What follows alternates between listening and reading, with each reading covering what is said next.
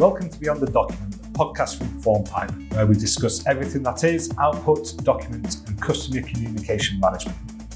Now, this episode, our first in 2024, is looking at how banks and financial organisations can innovate and adapt their business to meet modern day requirements.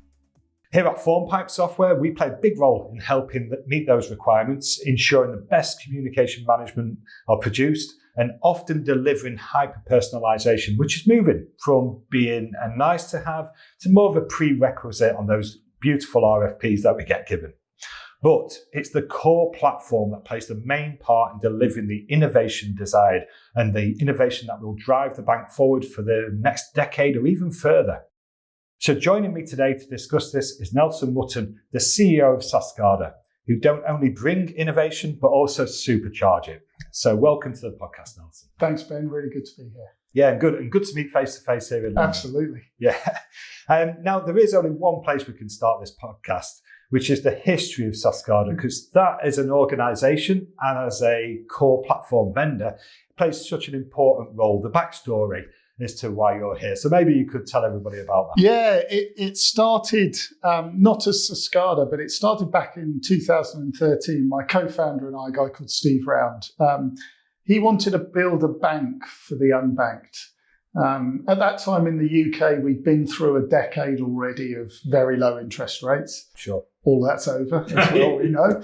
We know. Yeah.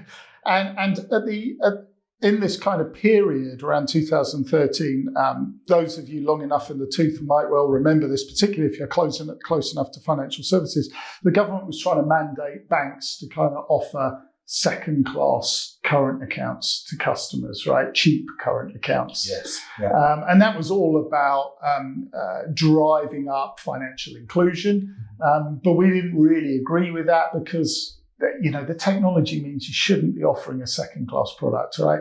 It's not much good, a bank account, without things like direct debits and all those other bits and pieces attached to it, right? A second-class account wasn't the right way. So he wanted to build a first-class product, as he would say in his own words, that was applicable to all. I'm not going to spend too much time on that story, but what's important about it is in order to build a bank, we had to buy core banking software, and that hurt. Okay. Right, it hurt. The world has changed significantly since 2013 in terms of core banking, but many of the well-established vendors are still out there today and are still well-established. We affectionately term them snake oil salesmen. What was promised to us in the sales pitch and what was delivered, there was a huge gap. In the end, to deliver the proposition we wanted to take to market, we ended up building loads of software around the core banking system. We scaled that bank and exited. And having exited that, I went back to Steve on this occasion and said, look, I want you to join me. Let's solve some of the issues we found in core banking. And that's how SaaScada started. We probably incorporated the business.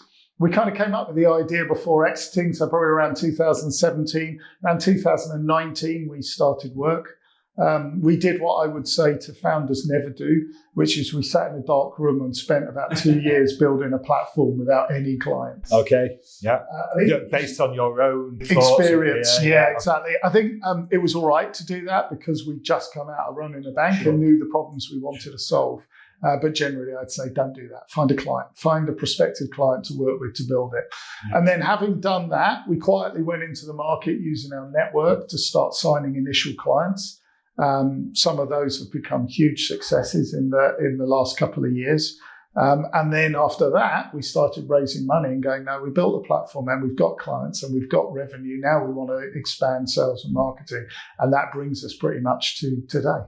And that's across all different types of banking as well, different banking verticals. Yeah, so one of the things that we found super frustrating with core banking, I guess I'm a techie, so I'm going to give you a little bit of a sort of techie rundown of where we see some of the challenges. And what you said that like it was an admission. Yeah, I think I've always maintained it was a good place to be being a techie, and largely the world sees us slightly as the rock stars we think of ourselves as being these days. Yeah. But for a long time, being a techie was a slightly dirty word, and it meant you didn't wash very much, and you never went out in the daytime, and you certainly couldn't talk to human beings.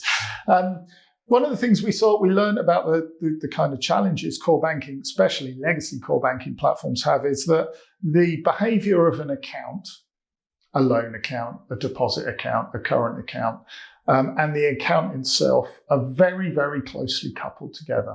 What tends to happen is core banking software is often written around lending as a proposition because banks make money from lending money. So it's kind of number one on their list. And to get the money to start off, a bank might go to capital markets to get that money, bring it into the bank and start lending it out. And then further on down the line, they'll go, right, we ought to kind of get deposits in and get retail money and it's cheaper, then increase the margin and so on and so forth. And what happens then is the core banking software that currently charges interest in the loan account gets pulled out and it gets copied over to the deposit account area and it gets turned upside down and now it earns interest instead of charging. And it's a quick fix. And the functionality isn't quite so good, but it does kind of work. Sure. And a little bit further down the line, they take that code, they go, we want to get into transactional banking. They pull the interest bit off and they go, here's your transactional bit. And then that's sold as modules. So you'll go to a core banking vendor and they'll say, we'd like to send you, we're going to sell you the lending. Oh, you want deposits? Well, we've got a deposit module you can buy. Oh, you want current accounts? We'll sell you a current account module. Yeah. And what they're really selling is 3 different code bases that are maintained, tested, run, and developed independently of each other. And that is really expensive. Okay. So what we did at SaaScada is we looked at kind of the broad spectrum of financial services products and picked out all the common little attributes they have and then put those into little blocks of functionality. And then we allow our customers to bring those blocks together to launch products on the platform. And you can launch any kind of product once you're on the platform. You want a loan account, go ahead. You want deposit accounts, go ahead. You want current accounts, go ahead. You want a hybrid where it behaves like this and in certain circumstances like that, go ahead, right? Bring all those little bits of functionality together, describe how you want it to work, and get it running on the platform instantly. And then from a maintenance point of view, then you keep those modules maintained yourself. Yeah, absolutely. And what's really elegant about it, those little blocks, adding new blocks in takes us a couple of days. Okay. Right? So if a customer comes to us and says, yeah, this is all really nice, but what I actually need to do is ABC, and we go, oh, yeah, we haven't got an ABC. Right, no problem. We'll build you a new block. And what's very elegant about this is that new ABC block, it's ignored by all your existing products because they've got nothing to do with the ABC functionality. So your ability to deploy it, add it in really quickly, but you're not spending months regression testing all of your deposit accounts or loan accounts or current accounts because you've added new functionality in. The new functionality sits completely separate from those accounts. They'll ignore it. They're not interested in it. So your ability to change, adapt, modify what you're doing, bring new functionality to the platform very, very, very quickly. So that's a key thing, a key challenge that we understood having bought and used core banking software we felt need to change. Well, I mean, that feeds into also the fact that we know that not all banks are greenfield. Okay, it's a bit of a luxury, I think, if you are, and that can be a whole organisation. It can be a bank moving into a new area, but obviously they do have. A lot of them have existing business, of course, and they've got to maintain that. They've got to still make it competitively. Yeah, absolutely.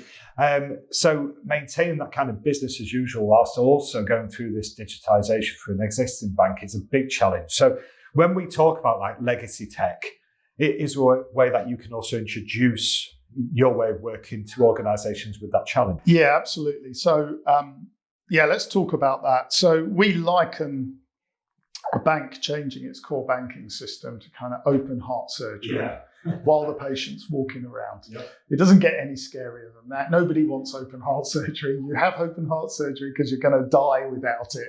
And actually, I think it's a pretty good analogy for that reason. It's a very, very frightening decision for a board to make, full of risk. The road is full of disaster stories that are fairly public out there about banking transformation projects that went horribly wrong and customers couldn't access their money and the regulator comes down pretty hard when that happened. It's a nightmare.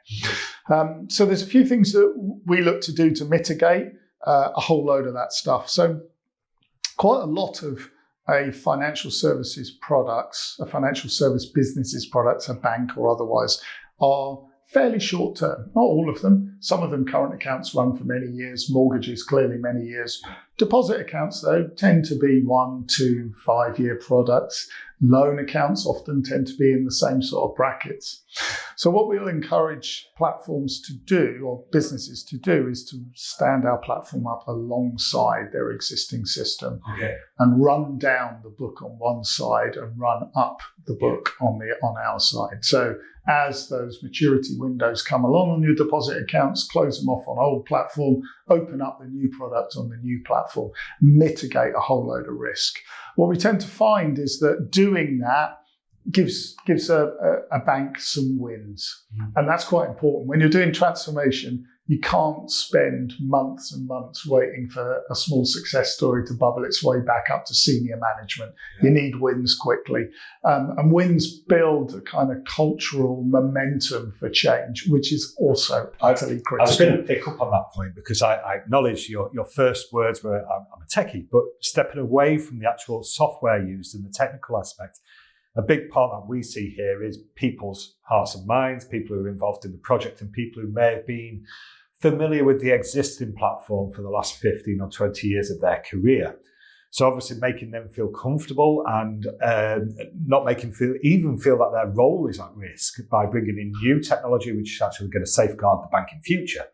I see that as important as well. Yeah, I think the first place to start is new technology doesn't really mean less people working. It means more scale. So the same number of people, but being able to do more things because technology makes it more efficient. If you start with that as a viewpoint and then start talking to the people about where they're frustrated. What is it that frustrates you about your job? Where are you spending a whole load of time that you just think, for God's sake, why are we doing it like this? And those are really great questions because generally if you talk to people in that context and it's like, well, maybe we could take away some of that pain. Now they're kind of, okay, I'm open to the idea of change. You're not trying to make it harder for me. You're trying to take some of that pain away. There's no doubt though, it is a huge cultural project to do kind of digital transformation. And there are always friction and pain points. We'll often find doing these kind of things, the stuff that's not documented and not known about and that's hidden away in a bank where, that somebody does, and it's not really the correct use of that tool, but it's been done like that for ages and it does kind of work for them, and trying to uncover all the things that haven't been documented and written down and understood. I think the other thing I'd also kind of really urge anyone thinking about digital transformation is start the process with where you want to be. Right? We see a lot of RFPs, and I don't think this is dedicated to the financial services industry, but when we see them, a lot of them describe what an organisation does now. Yeah. And when we see that, we kind of think, why are we doing this really scary open heart surgery project if we just want to achieve what we're doing now? Yeah. Completely. I mean, we've had this within our own organisation. So in about 2018, 2019, we merged effectively 3 different business units into one, and obviously all those internal systems that came with it. And I agree. If you then canvassed everybody involved, you get a huge amount of requirements. And instead of looking forward and thinking, right, it's going to be a little bit turbulent for 12 months, but where do we want to get to? I was at a presentation in London last year, and I've forgotten the gentleman's name, but it was from the Nationwide. And he said the first thing you need to do is actually assess where you are and also see where you want to go to, because they were looking at the number of systems that they got internally. They thought it was maybe 40 or 50, it turned out to be 140. Right. So until you really understand where you are, can you really plot where you're trying to get to? Yeah, absolutely. Yeah, real pain.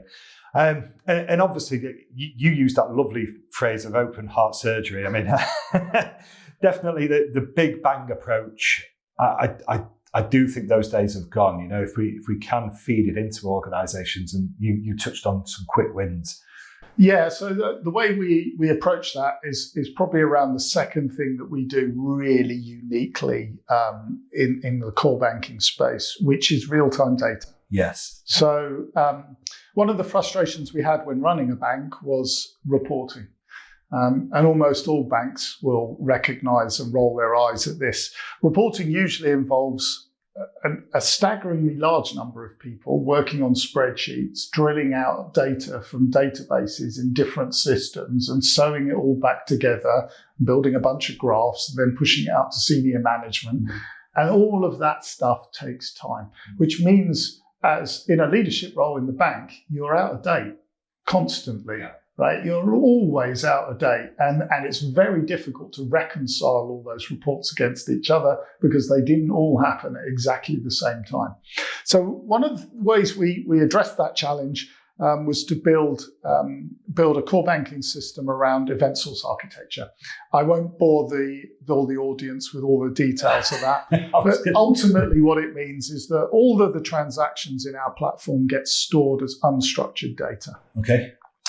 We then go through an event process that takes the unstructured data and builds data structures for their dedicated use cases. So data structures might be customer statements, right? It might be management information reporting. It might be regulatory reporting. It might be a rewards program, right? It might any of those things. In fact, all of those things happen simultaneously. So every time a transaction comes in, it goes into our eventing system, it grabs that transaction and goes, right, I need to do this for that report, this for that report, this for that report, this for that report. And all of that happens simultaneously every time a transaction happens. What's incredibly powerful about this as a model, no chief exec has ever done this, but it's a useful example. If one day the chief exec of the bank woke up and said, actually, what I need to do is understand what the weather was like when any transaction happened in the bank. What you can do is you can go into our eventing system and you can enrich transactional data with weather data at time and location transaction happened and instantly have a new report, right? Now, the next transaction that comes through, you're going to have weather data in there as well. And then you can take that template and you can apply it to all the historic data our platform has ever processed. Wow. So your ability to ask questions of the data and turn it around and ask new ones and then go, ooh, I'd like to know this now and ask again is an incredibly powerful tool. And is that to enable to identify trends? And absolutely, yeah, absolutely. So you touched on, in the intro, you touched on hyper-personalization, yes, right?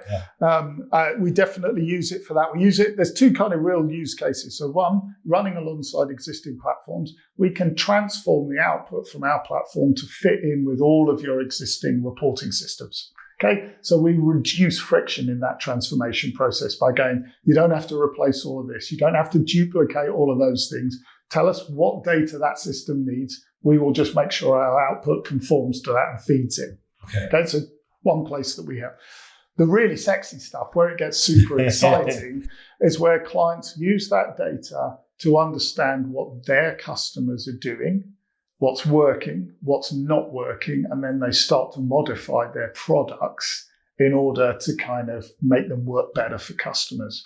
And this is something that we really want to double down on and focus on in the coming year. It's one of our kind of strategic objectives this year because we see that as super exciting. So by that, you're almost saying you're using the data as the ears to listen to what the market are telling you. Yeah, right. So in marketing terms, right, what would normally happen is we'd go into a CRM system and we'd write some query to pull all the data out of the CRM system about customers we thought we wanted a message with something. Yes, right? yeah. But none of their financial behavior, rightly, is in the CRM system. It's in the core banking system, right?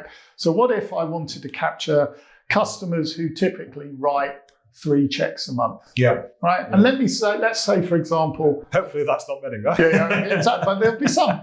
And let's say, I don't know what it costs to process a check, but let's say it costs £3 to process a check. Every time I, as a bank, have to deal with a flipping check, that's £3, right? Yeah. And then what if, for those customers, I incentivize them by saying, for the next year, I'll give you £2 every time that you pay the people that you've been paying with check electronically. Okay.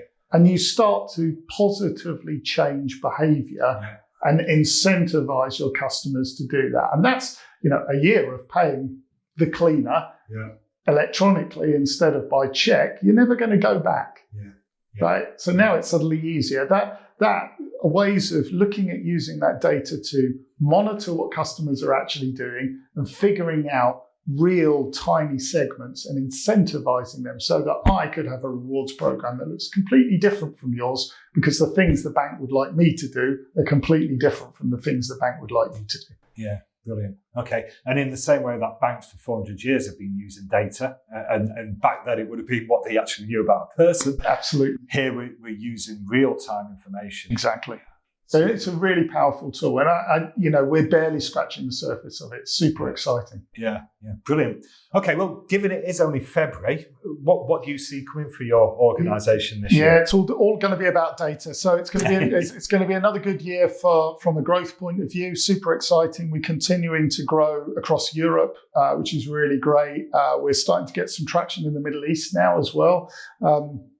And Asia's starting to kind of come onto the radar as well. So a really exciting time for us as a business. Recruiting hard, building out our team, all super stuff. From a client point of view, we really want to start building out some example templates and things for customers to play with inside our data eventing system to start sparking their imagination and creating ways of them going, oh, I quite like that, but can I just tweak it to do this instead of that? And start really encouraging them to drive that use of data back into what they do as a business and start to challenge that. And I guess there's nothing stopping you from learning from one client and taking some of that learning and introducing it to a new client and saying, CEO over here has actually found these type of reports really beneficial to them. Yeah, exactly. Because every client has their own instance of the SaaScada platform for obvious data sovereignty and security reasons. Yes. But those kind of templates are incredibly repeatable, right? Yeah. So we can just go, and in fact, we're going to start building out suites of those for clients to kind of play. Because I think one of the things that's really super powerful about this is that the place that you read data on our platform is totally separate from where you write it, right? Yeah. The writing goes into the unstructured data, yes. Transactions happening authorized there. So you can play with reads without any fear of doing any damage anywhere in the platform. Yeah. But we see tech departments and banks being very, playing with the database. This is a little bit nervous. Yeah. Is it okay to do this? And we're like, yes, it is absolutely okay. And even for us non-techies, we could actually play, we could shape that data as we need. Exactly. And that's and it's driving all those tools up into kind of the management of business users in order to kind of empower them and encourage them to start playing with it. You shouldn't be scared. Right? Don't be frightened of this stuff. Have a play, dig in, try and find some things that you didn't know about your customers, and then figure out if you want to change those, how to change them. And you can literally build rewards programs down into individual users if you want to. That level of data granularity is absolutely feasible. I hear this because I'm being encouraged by my senior management to stop playing in Excel and start playing within the live systems a bit more. But, I'm probably showing my age there. It sounds fantastic. It sounds really exciting. I'm looking forward to watching SaaScada this year and seeing what happens. So thank you, Nelson. Thank you for your time. Thank you. Thanks, Ben. It's been great fun. Yeah, it has. And thank you to listening to Beyond the Document. If you're interested in what Nelson and his team at SaaScada do, then please visit SaaScada.com. That's SaaScada.com. I'm Ben Saxton. Join you next time on Beyond the Document.